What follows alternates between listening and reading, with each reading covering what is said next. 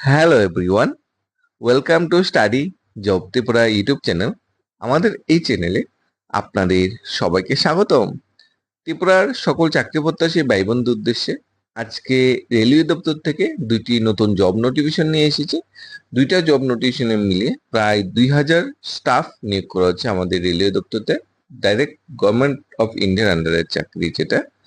এখানে প্রথম ভ্যাকেন্সি যেখানে এসেছে প্রায় 900-র কাছাকাছি, দ্বিতীয় ভ্যাকেন্সি এসেছে প্রায় 1100-র কাছাকাছি, মানে দুটো মিলিয়ে প্রায় 2000 স্টাফ বা কর্মী নিয়োগ করা হচ্ছে। আমরা ডিটেলস ভ্যাকেন্সি গুলো এক নজরে দেখে নেব। দেখো, পোস্ট গুলো যদি দেখো, মানে যেই সব ক্যাডার বা ট্রেড যদি দেখো, যেরকম আছে তোমার fitter, carpenter, welder, electrician, stenographer, plumber, painter, wireman, electrician, diesel mechanic, turner, dental laboratory technician, hospital waste management technician, health technician, gas cutter, stenographer, Hindi, মানে বিভিন্ন ধরনের টেকনিক্যাল পোস্ট আছে।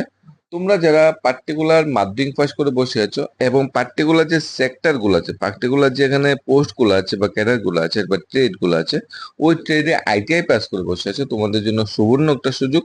প্রথম ভ্যাকেন্সিটা লাস্ট ডেট হলো 9 মে। 9 মে এর ভিতরে অ্যাপ্লাই করতে হবে। অফিসিয়াল ওয়েবসাইট এটা দেওয়া আছে, অফিসিয়াল ওয়েবসাইট। তোমরা প্রয়োজনীয় যে অফিসিয়াল ওয়েবসাইট কোনো মিসম্যাচ বা না পেয়ে থাকো তাহলে ডিসক্রিপশনে দেওয়া থাকবে, কিংবা তোমরা কমেন্ট করে জানান, আমি লিংক দিয়ে দেবো।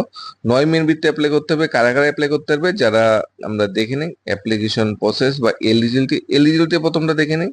কি হতে হবে, তোমার বয়স মিনিমাম 15, ম্যাক্সিমাম 25 ইয়ার্স, যেটা এজ হতে হবে। Upper age limit 5 years and 3 years relaxation দেওয়া হবে। তারপর যেটা বলা হয়েছে তোমাকে, ডেট অফ বার্থ যে এজটা বলে দেওয়া হয়েছে। মিনিমাম যে কোয়ালিফিকেশন বলা হয়েছে, এডুকেশন কোয়ালিফিকেশন বলা হয়েছে, matriculation pass or equivalent with minimum 50% marks. National TET certificate, ITI বা ত্রিপুরা যে টিআইটি, যে ন্যাশনাল টেট সার্টিফিকেট গুলা বা পলিটেকনিক যে আইটিআই করে মাধ্যমিক পর, সেই আইটিআই পাস সার্টিফিকেটটা লাগবে। কোন ফিল্ডের থেকে তুমি আইটিআই পাস করেছো, যেই ফিল্ডের থেকে আইটিআই পাস করেছো ওই ফিল্ডেই তুমি কিন্তু একমাত্র অ্যাপ্লাই করতে পারবে। এখানে তোমার কিন্তু এক্সাম হবে না। মোড অফ সিলেকশনটা কি হবে, মোড অফ সিলেকশনটা হবে তুমি মাধ্যমিকে যে 50% মার্কস পেয়েছো, 50% মার্কস বা তার বেশি মার্কস পেয়েছো, তার থেকে অ্যাভারেজ করে 50% আনা হবে। এবং তুমি যে আইটিআই পাস করেছো, আইটিআই পাসে যে নাম্বারটা পেয়েছো তার থেকে 50% মার্কস এনে অ্যাভারেজ করা হবে। এরপর তোমার মেরিট লিস্ট প্রিপেয়ার করা হবে। কোনো এক্সাম হবে না, কোনো ইন্টারভিউ হবে না, ডাইরেক্ট তোমাকে রিক্রুটমেন্ট দেওয়া হবে। এখানে তোমাদের প্রথমত, তোমরা যারা 2 ইয়ার্স আইটিআই কোর্স পাস করে বসে আছো, তোমাদের প্রথমত ইনিশিয়াল তোমাকে 8000+, আর তোমরা যারা 1 ইয়ার আইটিআই পাস করেছো, ইনিশিয়াল তোমাকে 7700+ তোমাকে স্টাইপেন্ড দেওয়া হবে 1 ইয়ার ট্রেনিং পিরিয়ডে। পরে তোমার সার্টিফিকেট বা পরে তোমার যে মানে এক্সপিরিয়েন্স, তার উপর ভিত্তিতে তোমাকে ইন ফিউচার বিভিন্ন রেলওয়ে দপ্তরের চাকরির জন্য তোমাকে সিলেকশন করা হবে ইন ফিউচার, বা তোমাকে প্রেফারেন্স দেওয়া হবে। হয়তোবা তোমাকে নেক্সট রিক্রুটমেন্টে ডাইরেক্ট রিক্রুটমেন্ট করা হতে পারে as per your merit list বা তোমার ক্যাপাবিলিটি। মেডিকেল ফিটনেস সার্টিফিকেট অবশ্যই থাকতে হবে, অবশ্যই দিতে হবে। পুরোটা প্রসেসে অনলাইন ফর্ম ফিল আপের মাধ্যমে করতে হবে। লিঙ্ক তো আমি ডিসক্রিপশন দিয়ে দেবো। আর 9 মের ভিতরে কিন্তু অবশ্যই অ্যাপ্লাই করতে হবে। এখানে তোমাদের যে অফিসিয়াল ওয়েবসাইট, এই যে অফিসিয়াল ওয়েবসাইট, এই অফিসিয়াল ওয়েবসাইটে ফিল আপ করতে পারবে। এটা ছিল রেলওয়ে ডিপার্টমেন্টের আন্ডারে প্রথম যে জব নোটিফিকেশনটা, সেটা আমরা দ্বিতীয় জব নোটিফিকেশনটা ভিতরে চলে যাবো। রেলওয়ে ডিপার্টমেন্টের আন্ডারে, রেলওয়ে দপ্তরের আন্ডারে দ্বিতীয় জব নোটিফিকেশনটা এসেছে। সেম বিভিন্ন ট্রেড দেওয়া আছে,